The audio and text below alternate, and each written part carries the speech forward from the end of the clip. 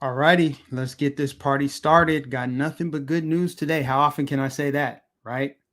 Now, I was up until like 3 o'clock this morning. I mean, when you're on baby duty, I mean, it just kind of is what it is. But man, I was glued to the TV last night because I wanted to see just how legacy media was going to cover this election and everything that was going on. And so I was tuned in and I couldn't help but have flashbacks to last year. We all know what happened this time last year. And everything has just been kind of going south ever since then. But I can honestly say that this is the most optimistic I've felt about the direction of the country since last year, honestly. Now, it's cautious optimism. It's not just like blindly everything is fine and perfect. No, but this was huge. You cannot overstate the importance of that race in Virginia, and it just baffles me. I have no idea why it wasn't on my radar sooner, but I'm fascinated with the outcome of this red wave in Virginia, the way everything went down. And yeah, the meltdown, of course, I had to watch that. I stuck around for that. Um, it was really interesting to see Fox News drag their feet on the reporting and calling the race. But nonetheless, they eventually did. And I was able to sleep a little bit better because last year, I mean, I was up almost the whole night. Like I'm waiting for him to call it, and it never happened. So it's official. Glenn Youngkin has won the governor's race in Virginia.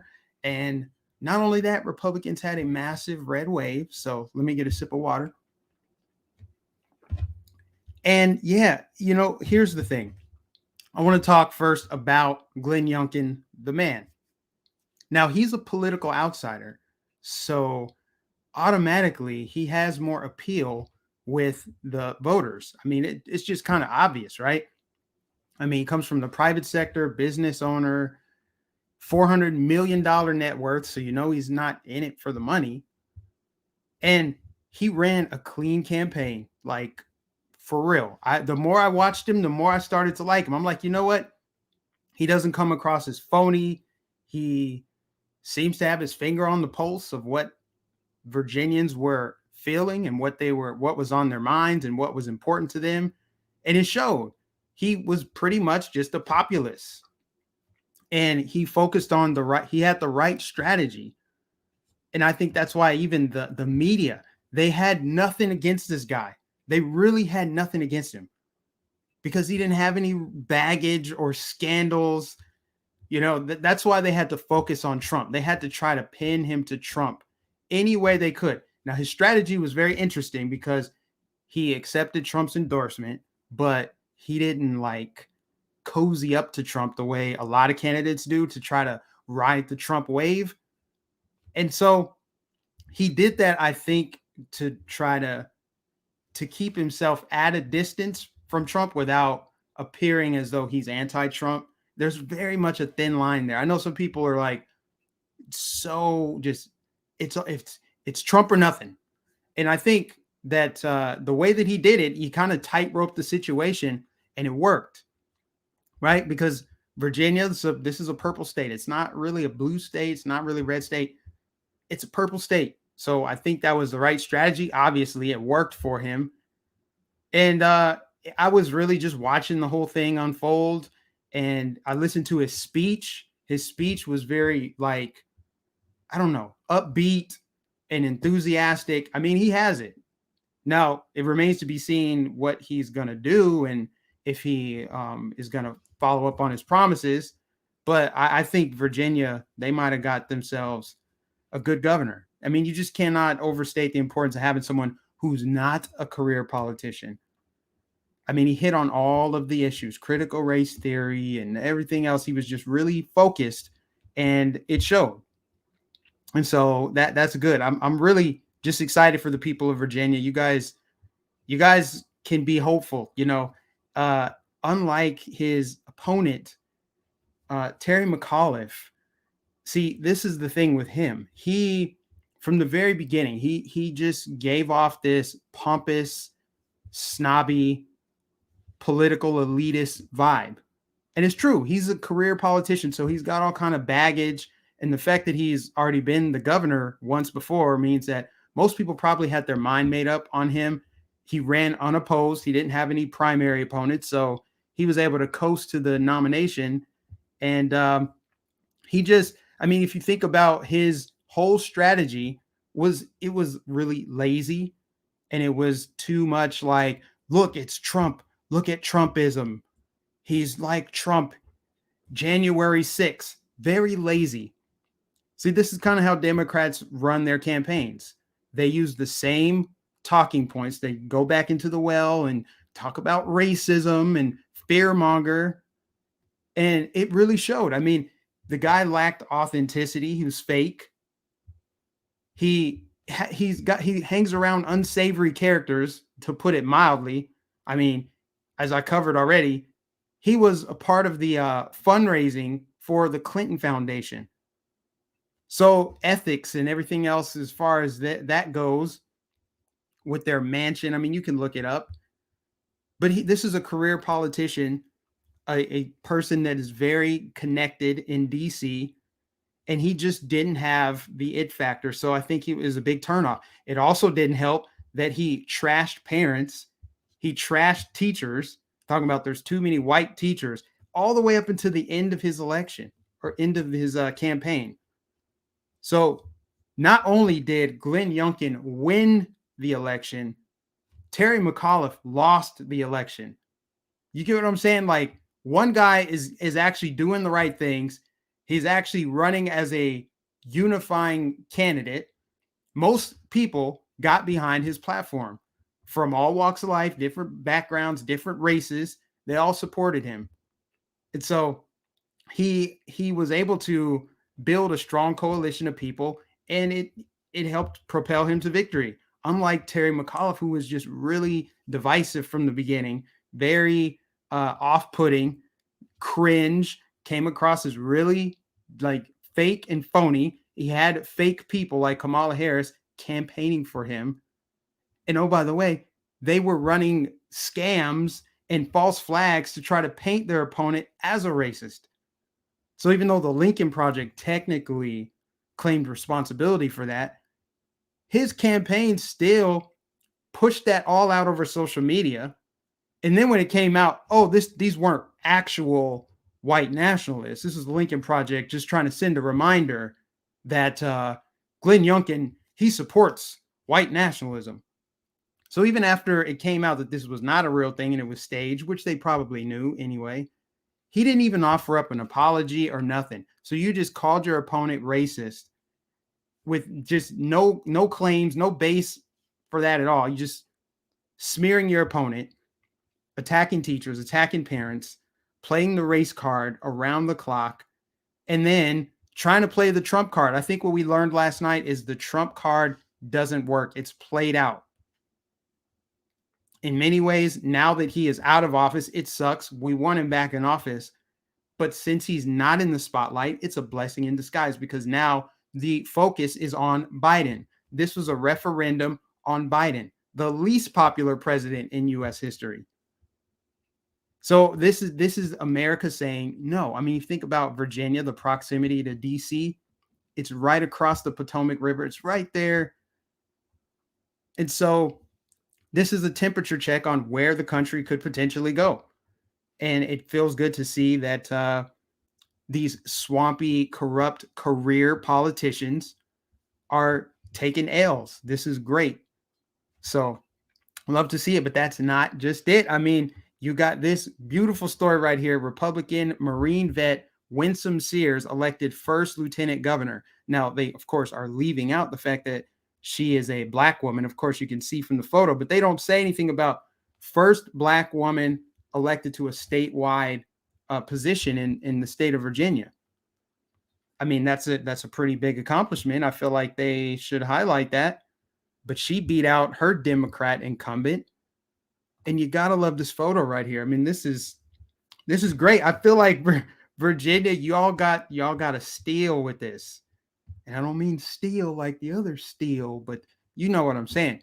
You guys made out pretty well. Now, again, we got to wait and see how things turn out.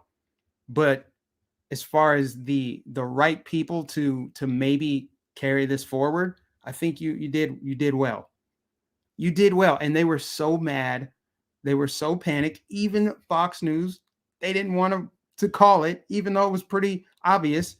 I mean, other news outlets reported it. RSBN reported it early in the night. Newsmax, Daily Wire, but legacy media waited and waited and waited. And it was almost to the point where I'm like, okay, are they officially trying to find more ballots? Is that what this is? I know there's speculation everywhere about what's happening in New Jersey, and we'll get to that as well. But I mean, there's nothing right there tangible for me to like chime in on it. Right. I've seen a couple video clips and I'm not gonna go there yet. I'm gonna wait until more details, more facts come out. But then you got this Cuban American, I believe he's Cuban descent, Jason Miyares, that got the Attorney General position. And it's just so funny. They said that this is a white backlash.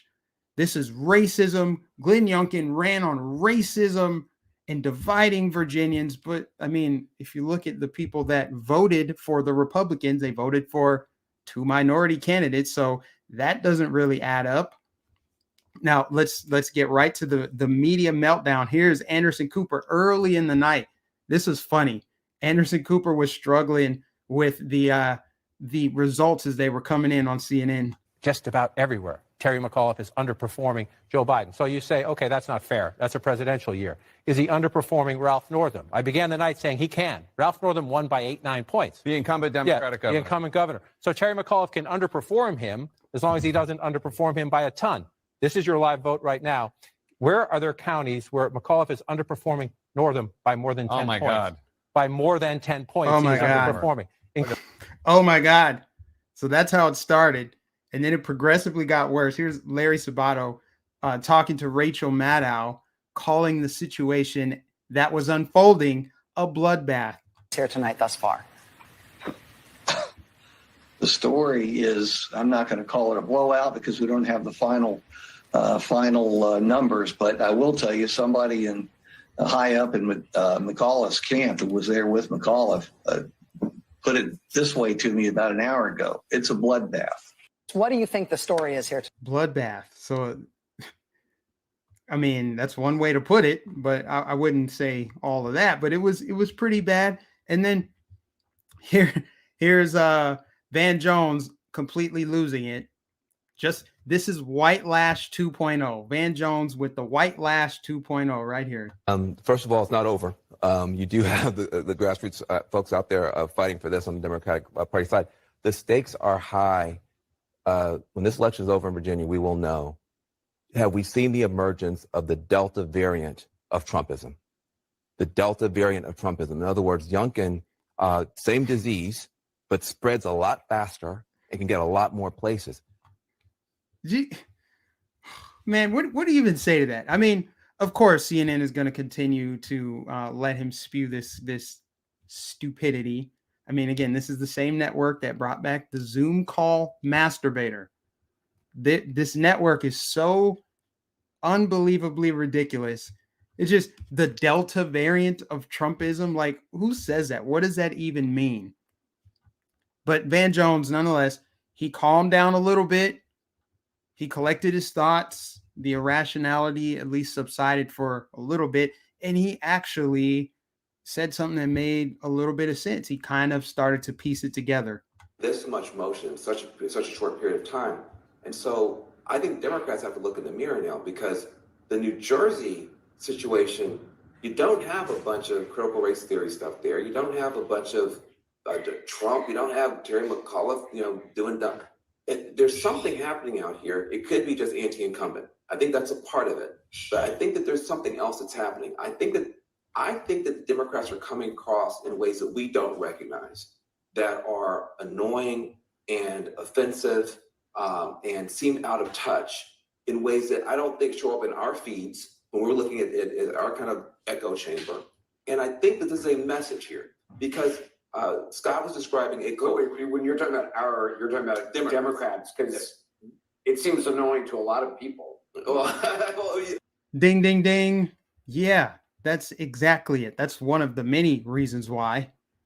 But people are tired of these politicians that are completely tone deaf, like running on, we're going to protect women's rights, a woman's right to choose. Like Terry McAuliffe's talking points were just the same old recycled, regurgitated talking points that Hillary Clinton used, that Obama used. It's the same talking points, and it's empty words. That's all it is. Platitudes, applause lines when he was out at his campaign stops. It's just empty words. That's it. A woman's right to choose. We're gonna fight for 15. Fight for this. Fight for that. And people are like, yeah, but you're also talking about transgender bills and how Joe Biden, you're going to work closely with Joe Biden to get the Build Back Better agenda passed. Americans don't want it. They just don't want it. That's what we found out yesterday. That's what we've known, is that by and large, the majority of this country is not on board with this leftist progressive agenda to blow out the spending. I mean, look at what's happening in the country right now. And Glenn Youngkin obviously got this because he's not a complete fraud, corrupt politician that's just trying to appeal to emotion and appeal to the donor class. He understands people are paying more at the pump. There's a labor shortage. We have inflation through the roof right now. We've got like the terrorist threat. That's from Afghan refugees being flown over here, that ISIS-K supposed terror threat over the weekend. Crime is on the rise. The guy who's supposed to be occupying the White House is completely gone. People they're fed up with this. And so Van Jones finally getting it. The rest of the media, they're so out of touch, divorced from reality, and it shows. The way that they talked about this election, the way that they're blaming white backlash. First, this chick right here on MSNBC, Nicole Wallace, completely just denying critical race theory, just saying all the things that are completely the opposite of what people feel in the state of Virginia and around the country.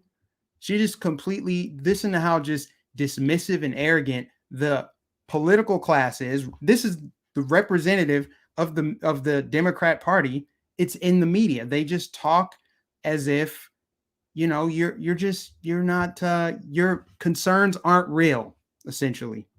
I think we know the answer to some of this. I watched Glenn Youngkin's interviews on Fox News, and he did nothing that he did not. I mean, he worshipped at the altar of Donald Trump on Fox News. He flew an insurrection flag at his rallies. He simply didn't. He played dumb about a Zoom rally. He did not really put much distance between himself and Donald Trump on the big lie or the deadly insurrection in which police officers were maimed by flagpoles. So I think that the real ominous thing is that critical race theory, which isn't real, turned the suburbs 15 points to the Trump insurrection endorsed Republican. What do Democrats do about that? You hear that? Just snarky, just completely. First of all, Mama Bears showed up in full force. And again, this is all because Terry McAuliffe did everything to turn out the vote for Glenn Youngkin. Like, he made it so easy for Glenn Youngkin. Glenn Youngkin ran a really solid, clean campaign. Terry McAuliffe was a train wreck, a disaster. The sound bites, and then he tripled down on his stances. Parents don't have a right to decide what their kids learn. Oh, really? How did that work out for you in the suburbs?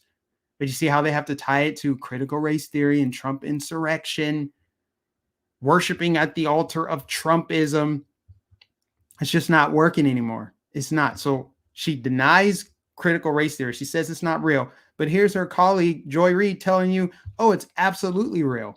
that the coronavirus or that the virus, it was a very has low was not salience importance to many of the voters which there. was It was fascinating. education, Right. which Oh, and before we get to that, at the beginning of this clip, Joy Reid says that she's surprised that coronavirus is very low on the priority list for people in Virginia. This is because they're tone deaf. This is because people, they're not paying attention. They don't care. You're nobody to them.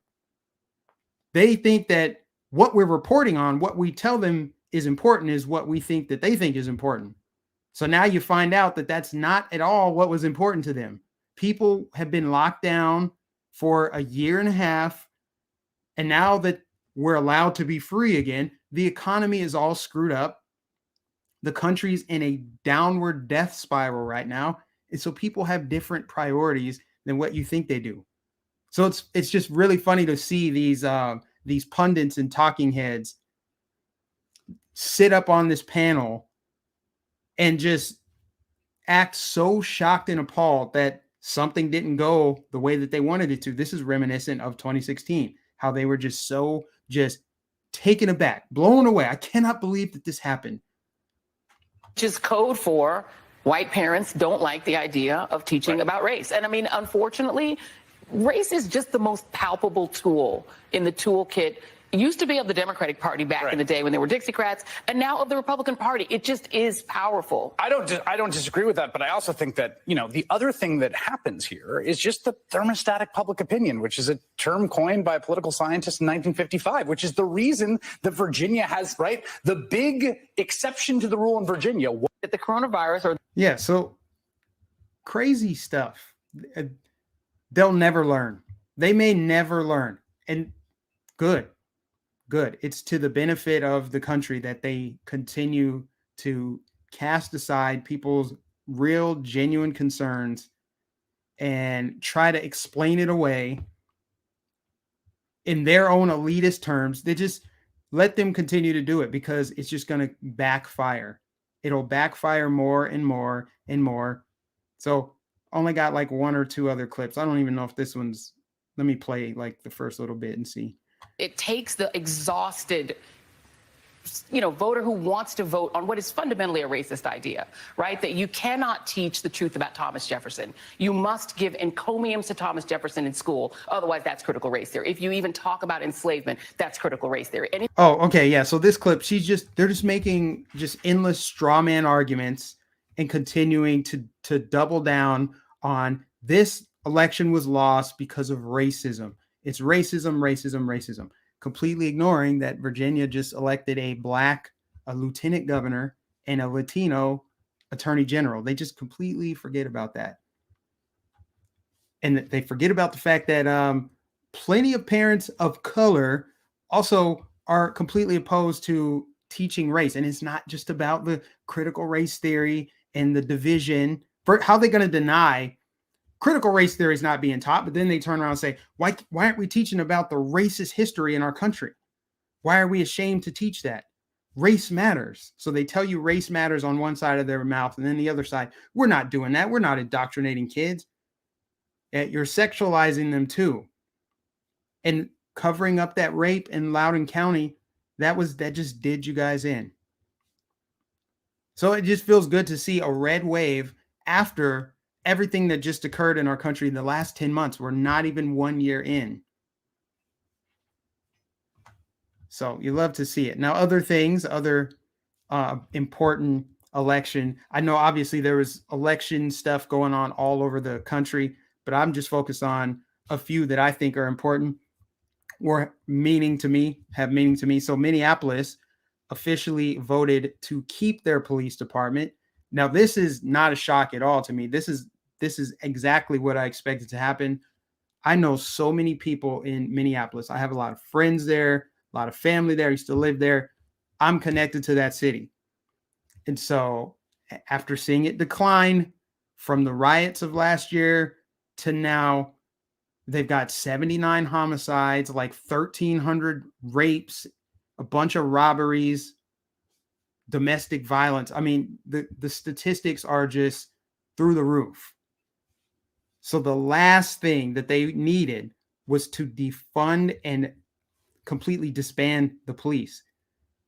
And it's just great to see Ilhan Omar's plan blow up in her face. You know, these radicals, these far left people that have megaphones to shout through, they can be pretty convincing in making you think that they represent the majority, that their ideas are popular. People in Minnesota want to defund their police. Ilhan Omar was convinced of it. It's also funny that after she amped up her rhetoric towards police, talking about we need to dismantle the police department, then she turned around and blamed the police for the rise in crime. I mean, you can't make this stuff up. But the way that she talked, the way that these progressives, let's just call them that, but they're really Marxists, what they really are doing is trying to make it seem like these are popular opinions. And then you look at the way that this election turned out, it's actually not that at all. So I think this was a huge silent majority. People just living in random parts of Minneapolis. Now it's not safe to walk down the street. Your neighborhoods have crime. You had the George Floyd autonomous zone where coincidentally more black people were killed in that little autonomous zone where police weren't allowed to go. I mean, they watched their city devolve and spiral into chaos in 1 year's time. And so it's good to see that happened. That's what I was expecting, fully expecting. Minneapolis having some sense, even though it's been completely taken over by like BLM. There's still a lot of people there that for all the faults and flaws of that police department, which there are many, they don't want to disband them, especially when you don't even know what you're going to replace it with. Some community protection program with no task force, no gang unit, no way to specialize in any specific area. It's just, so yeah, Ilhan Omar has yet to make any statements. In fact, she's focused on the Virginia gubernatorial race. She's over there promoting the fake news that this is about race. This was racism. See, when Republicans lose elections, yes, we'll say fraud or they stole it. When Democrats lose, it's because of racism. Also, they tend to riot. I mean, I'm old enough to remember when Trump got elected in 2016 and you had nationwide riots and protests in the street. So good job, Minneapolis. What else? New York City, former police captain Eric Adams elected as the second black mayor of New York. Now, I don't care that he's black. That's not important. What is important is he is a former police chief. So this is a good sign for New York. Yes, I know he's a Democrat. I know he was running against Curtis Sliwa, but Sliwa actually said afterwards, like, he wants to work with Eric Adams because they both care about the city. Now, this guy's a Democrat, but it wasn't that long ago that the media was attacking him because he ran on a law and order message. I mean, if you think about New York City, one of the biggest things they're struggling with right now is crime. So what better way to try to curb that than have a law and order mayor? So I think this is a good thing that he got elected. I mean, if you think about Bill de Blasio single-handedly just ruined that city, at least, if nothing else, New York City will become more safe. Now, one thing about Eric Adams is he is pro-mandate. So he supports all of the citywide mandates for the vaccine, including for law enforcement and firefighters and Department of Transportation, Department of Sanitation. He supports all of those mandates, but I have a feeling he may have to soften his stance on that. Because if he ran on this law and order message, I'm going to clean up the crime, make everything safe, and then police officers are resigning or they're not able to work, they're on unpaid leave, crime's going to go up. So he's going to have to at some point embolden the police officers there in order to get the crime under control. So we'll see. But I mean, other than that, he's just a typical Democrat, but he just seems like he's really hard-nosed on crime. So I think New York City, even though you probably wanted the other guy, I mean, this is better than Bill de Blasio. So you could have done much, much worse. Yeah. So, I mean, I think that's basically it. I guess we can talk about New Jersey. Let's talk about that because this is something that just unfolded. Democrat tricks in New Jersey governor's race, Republican winning largest county with 100% of the votes counted, then flips and Democrat miraculously wins county. Now, I wasn't watching this happen. I did watch last night and I saw that Jack Citarelli, whatever, Jack, I'll just call him Jack. I saw that Jack was in the lead and then I had to go to bed. And then the media, of course, they were saying, we're not going to get an answer tonight. We're not going to get an answer tonight. And then this morning, they paused the counting. They're not counting anymore. So I'm like, okay, well, maybe the fix is in. I don't know. But at the same time, New Jersey is like a really blue state. Or maybe it's not. I don't know. They need to audit their elections for sure. But I mean, this is funny business again, funny business. They stop the voting. The media pauses. It's too close to call. It's too close to call until all of a sudden, oh, it looks like Phil Murphy's pulled ahead. It's no longer too close to call as soon as the Democrat pulls ahead. That's the headline. He pulls ahead in a tight race. But before, they did not want to say that Jack was leading. It was painful for them to say that he was leading. And no matter how this ultimately plays out, I don't even know at the time of this live stream if they've actually called the race for Phil Murphy or not. It's kind of besides the point. The fact is, this race was closer than they anticipated. This caught them off guard, as did Virginia. Now, why they didn't try any funny business in Virginia, maybe they did. I don't know. It's beyond me. I think they overplayed their hand. They've been overplaying their hand since the start of the year. Let's get all this reconciliation and all these radical bills. Let's cram through all of this legislation. Let's capitalize on this public health emergency and not let this crisis go to waste. Let's brag about indoctrinating kids. Let's just completely overplay our hand. That's what they did. And I think they got cocky. They looked completely past Glenn Youngkin and they looked past New Jersey. So even if the Republican does ultimately lose, this is still an indictment on these leftist politicians. They don't have it in the bag. They don't have control of the country. The country is standing up.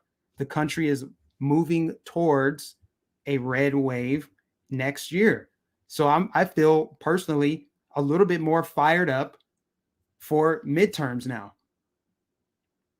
This is good momentum to end this crazy year and, start the next year, hit the ground running, because next year is going to be chaotic. It's going to be crazy.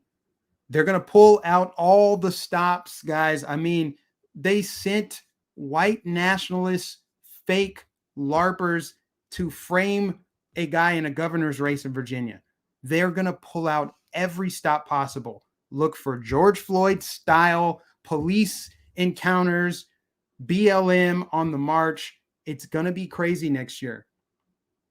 We may even have another mysterious virus to just, got to lock down again.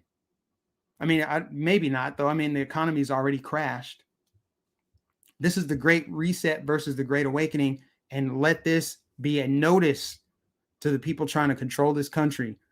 What you just saw in Virginia and what you're seeing in New Jersey, regardless of the outcome, this is way closer than they wanted it to be.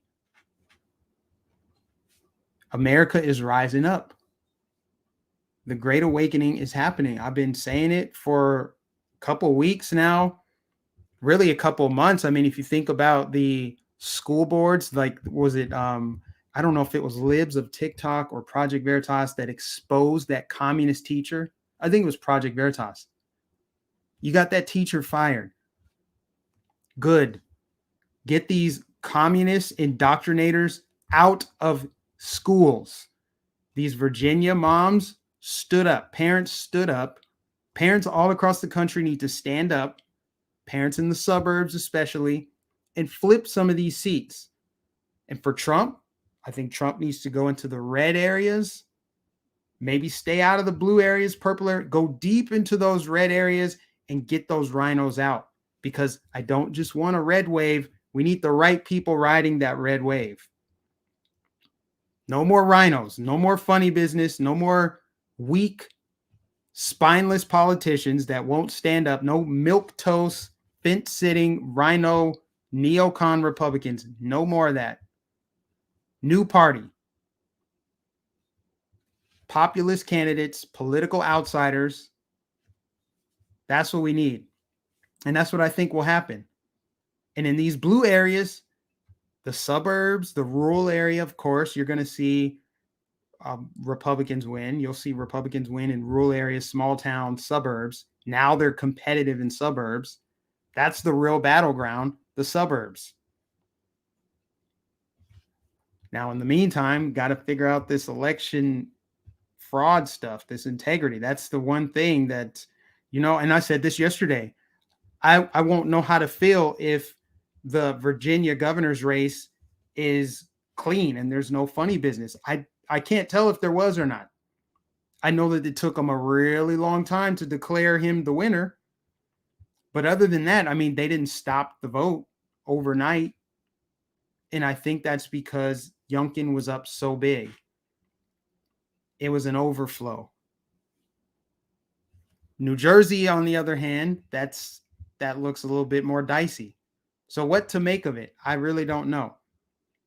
But I would love to see some kind of election reform. It's got to be passed at the state level. And I think we're due for a really big red wave, you guys, next year. Speaking of election integrity and red waves, I have got to cover this story right here. I don't know if you heard about it, but Roger Stone says he'll run for Florida governor if Ron DeSantis doesn't conduct a vote audit in the state where Trump won. Now, you guys know Trump has called for audits in Texas and red areas that he won. And that's good. I think you should audit the elections. Audit the elections, audit the votes in red states and blue states everywhere. Full transparency. Republicans should back that completely. I support it.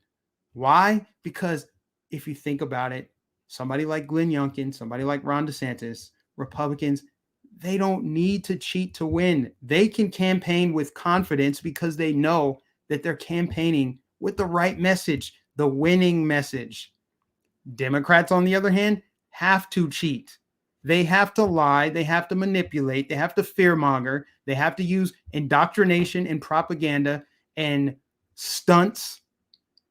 They have to frame their opponents as racist. They have to play dirty to win. Why? Because it would distract from their policies. Basically, vote for me because that guy is Hitler.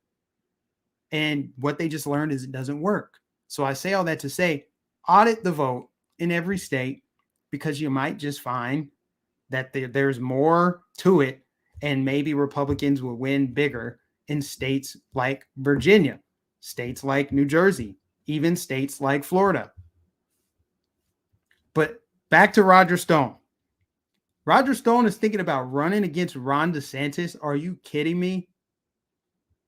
I want to read you his quote because it's pretty crazy.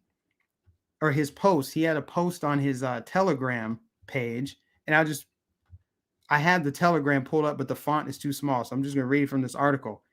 So Roger Stone says, I heard Governor Ron DeSantis say that Florida had the most honest election in our history in 2020. Yet I know for a certainty that there are 1 million phantom voters on the Florida voter rolls. These voters simply do not exist. If Governor Ron DeSantis does not order a full audit of the Florida 2020 vote, I may be forced to seek the Libertarian Party nomination for governor in 2022. And Ron can kiss his arrogant, yelly ass goodbye, hashtag defend Florida. And then he had another statement where he said, hashtag bye Ron. Okay. I don't know Roger Stone. I have never met him. I don't have a problem with Roger Stone, but this is ridiculous. This is reckless. You are concerned about protecting Florida, right? Hashtag defend Florida. But now you're threatening the governor of our state, the biggest swing state in the country. You're basically threatening to split the vote when he's up for re-election in 2022. How is that defending Florida if your goal is to pull numbers away from this governor? That to me is a little bit suspect. Some of y'all might feel different, but not on board with this. Now, if Roger Stone wants to run for governor of Florida and get embarrassed, by all means, go for it. Do you. But you will get steamrolled by this governor. Absolutely. Find me even 10 Floridians right now that would vote for Roger Stone over Ron DeSantis. What are you trying to do right now, Roger Stone? Are you trying to suggest that our governor is somehow an operative, a rhino, and you care about the state, you care about the country, but you want to compromise the governor by running as a libertarian? What does that even mean? What are you going to do? I just think it's ridiculous. Now, I'm curious why we're not running an audit in Florida. I think the timing of it is a little weird. I mean, I feel like it might be a distraction from something else. If we were to run a full like forensic audit, it's good to do, but it's not necessary right now. It's not necessary. That's just my opinion. We ran a clean election in 2020. They weren't able to steal Florida. They want to steal Florida. Ask yourself, why weren't they able to steal Florida? He fired that corrupt elections official, Brenda Snipes. Remember her? She's the same one, the hanging chads down in Broward County. There's only 2 counties in Florida that are extremely corrupt: Palm Beach County and Broward County. Ron DeSantis took care of it right away. Unlike Rick Scott before him, who did nothing about it, Ron DeSantis cleaned it up. Now, there's no doubt in my mind that they do try to cheat in Florida, of course. I don't know if you'll ever get to the bottom of that. I don't know if you'll ever root out all the cheating. But the cheating's not enough.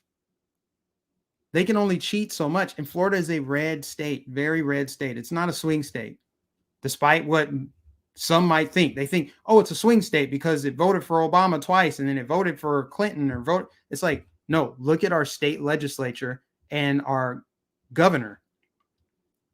Every single election dating back to like the early 90s, it's all been dominated by Republicans. The state legislature has been dominated by Republicans since the 90s. So it's a red state. And you better believe it's voting red in 2024 and 2022. But I just thought it was completely ridiculous for Roger Stone to come out of the woodworks. And I don't know what he's trying to do. I don't know if he's trying to generate some headlines for himself, if he's trying to make the rounds in the media. But I think that this is a tacky, dumb strategy to go after the governor.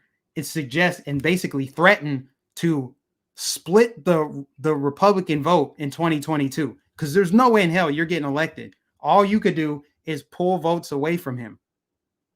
So it's not smart if you're trying to hashtag defend Florida. Let me get to this super chat real quick.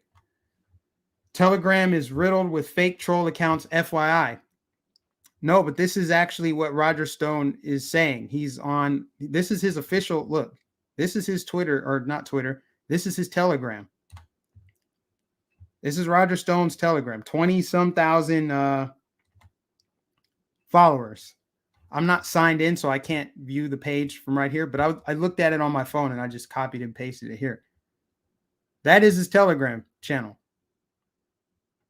And if you look, I think he's been on the Steve Bannon War Room. Maybe he's been saying some things about the governor. I just heard about this morning, so I had to say something, but I'm going to look more into it and see, number one, what are his true motives for going after the governor, threatening to run against him and split the Republican vote, which is dumb as hell. But then also, I want to look at Governor DeSantis. And I'm sure there's a legit reason why he doesn't want to run an audit right now of 2020. 2022 is next year. We have a good governor in place in the state legislature, and we passed an election reform bill in the state. So we have to focus on 2022.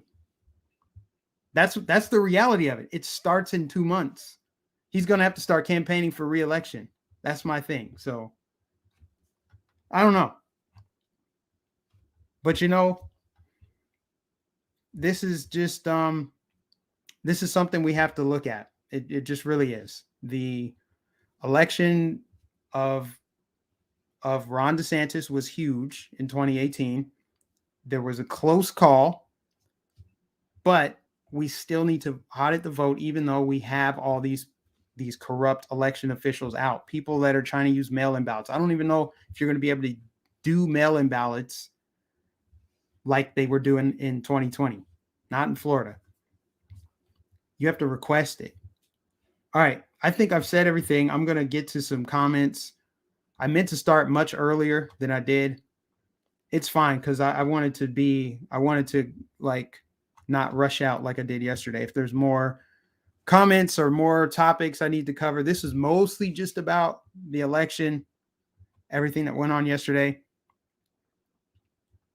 Yeah, exactly. Audit what? Minimal shenanigans in Florida.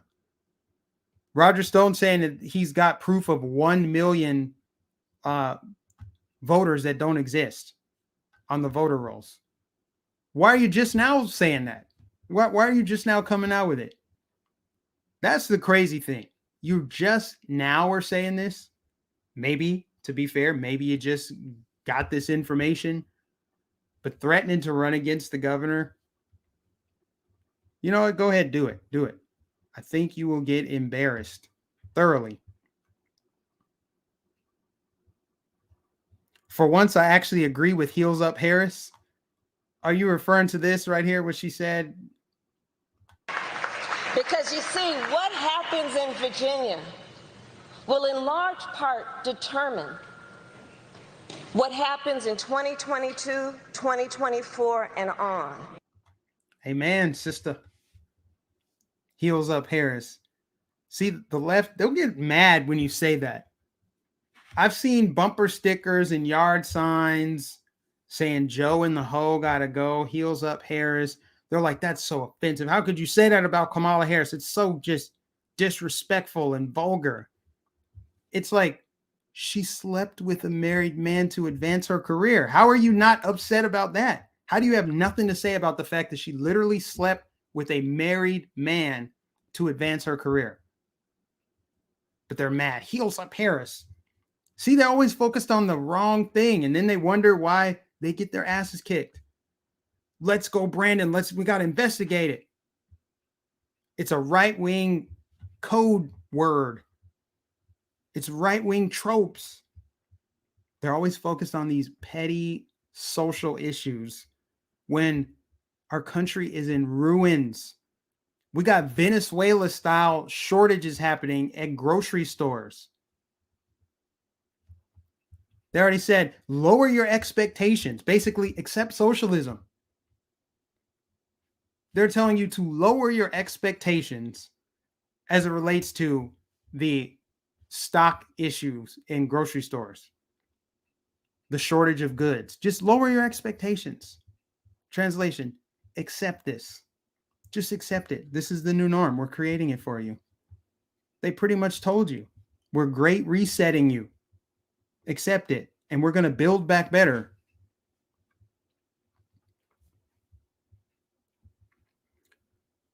She did it more than once, I was told. Yeah, people more upset about that than they are about what she actually did. Or lying about smoking weed, bragging about smoking weed, but locking people up for it. Hey, Mike, I don't want to see corporate media meltdowns. I want to see complete brain if they have hemorrhaging. Had to cover it. It was enjoyable. It was more enjoyable watching it live than seeing the clips after.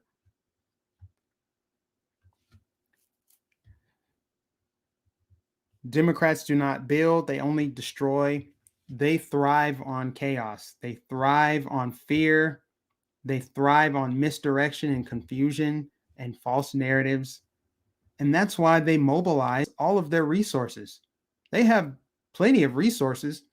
They've got the donor class. They got lots of money. They control the media. They control social media. They control Hollywood.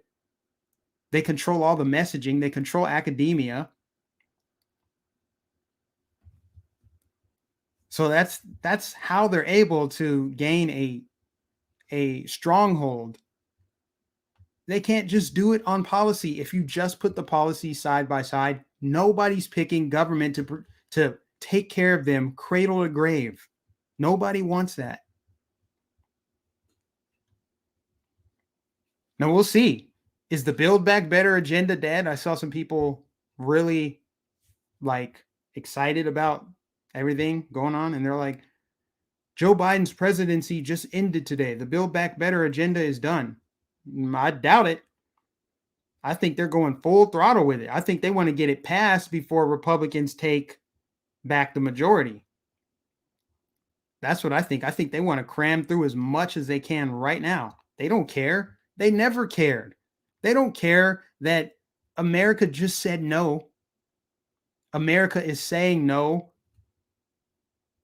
And if I had more time, I would dig into some of these elections, these local races, like this Buffalo, New York. There's something there with the mayor getting beat out by a write-in candidate. I didn't follow it. I just saw somebody post it. Seattle, I think Long Island had some seats or some attorney general seats or something flipped red. America is saying no. America started saying no in 2016. America said no in 2020. That's why Republicans gained a lot of seats. There was just one election, just one little aspect of the 2020 election that's super legit. So legit, you're not even allowed to question it. So, but otherwise, it was basically a red wave. Who's spamming, DM? Who watched Frank's live stream last night? Wasn't knee pads born in Canada? You're referring to Kamala Harris? Dangerous to talk about shots on this channel because of strike, but I agree with you. The numbers are not reported on. Yes. Yeah. Can't finish what you said, but yes. Cannot talk about it on this channel, unfortunately. So legit that you're not allowed to talk about it. Virus so deadly and dangerous, you got to take a test to see if you even have it. Wow. You put who in timeout. I just want to know who is spamming and what they're saying.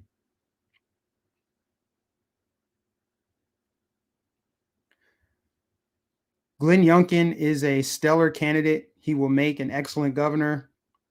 Winsome Sears had my vote right away. My dad is retired military Marine, 30 years. Semper Fi. I think that Glenn Youngkin is solid. I really do. And there's some to be said about the fact that he came from outside of politics. He's a political outsider. They had nothing on him. He ran a pretty brilliant campaign, and he wasn't afraid to go into the blue areas of his state. That's another big reason why I think he won. He's actually from Virginia. Unlike Terry McAuliffe, who's from Syracuse, New York. He's not even from Virginia. Not that that has to be a qualifier, but it helps a lot. If you grew up in the state, you're born and raised there, you're connected to the soil there. People can rally around you. I mean, it was just so obvious. It was so obvious from the minute I started paying attention, Glenn Youngkin should win, barring no funny business. He should absolutely win this election. it's so just really interesting that even Fox News was so reluctant to call. They wanted to. Some people did want to call it. Tucker seemed pretty enthusiastic about it, and so did Laura Ingraham. They were basically saying, yeah, the Youngkin campaign's got to be feeling pretty good. I mean, there's something really spectacular happening in Virginia right now. I mean, it just looks like we won't say that it's over because, there's still votes to count, but it's looking really good. That's what they kept saying. I'm like, why don't y'all just call the race? I think that obviously MSNBC, CNN, ABC News, they were all waiting until the last minute. Like, you sure there's no votes? Are you sure you counted everything in Norfolk and in Fairfax County? Are you sure you got every vote? Did you check everywhere? Did you check under the table under there? Did you check that suitcase over there in the corner? It just blows my mind. They still say it's the big lie. Elections aren't stolen. They're not stolen. There's no evidence of it. We literally saw the evidence. We saw the videos. The one out of Fulton County. We saw it happen. We saw them pulling the ballots out. We saw it. There's video, testimonies, all the hearings. I mean, come on. Again, that's the only way they can win. They have to play dirty. They have to frame you as a racist. They have to do all of the things. They have to mobilize their forces, get their minions to go and apply pressure to you and harass you in public. And they play dirty, dirty games. Virginia is red. North Virginia is crying today. Hit that like button. Yes, please hit that like button. Rachel Maddow is one righteous dude. So, I mean, I guess in conclusion here, you guys, shout out to Glenn Youngkin. I think he's going to be a really great governor. He did say that he would ban critical race theory on day one. So y'all better hold him to it. If you are in the state of Virginia, you better hold this man to it. Hold him to his campaign promises. New York City, Eric Adams, he better clean those streets up. And I think he probably will. I mean, I've heard him talk about his ambitions, and he wants to clean that city up. And he probably knows how to do it. Since he was a police captain for so many years, he probably knows what he's doing there.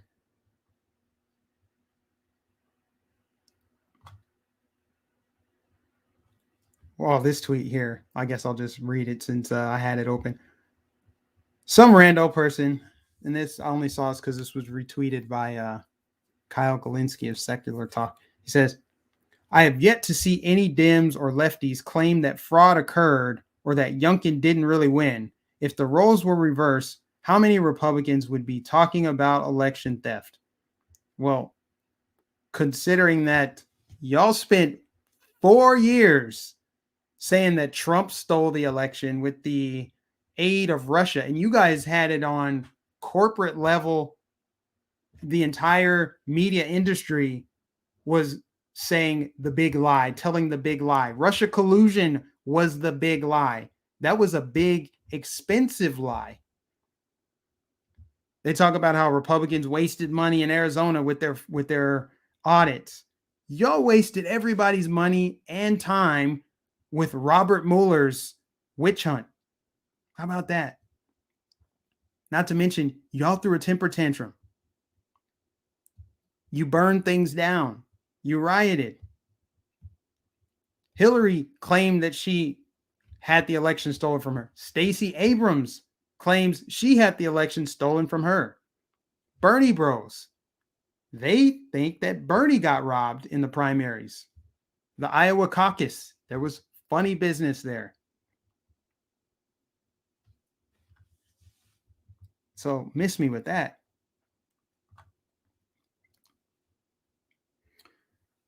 Yeah, guys, I don't think I have anything else. I covered it all. This is all good news. I really thought that this would take me longer than an hour. There's plenty of times where I think this is going to be a good hour and a half to 2 hour stream, and then it just doesn't end up being that. I just want to know, and maybe somebody could tell me before I leave, have they announced the winner officially for New Jersey? Do we know yet? I'm just wondering.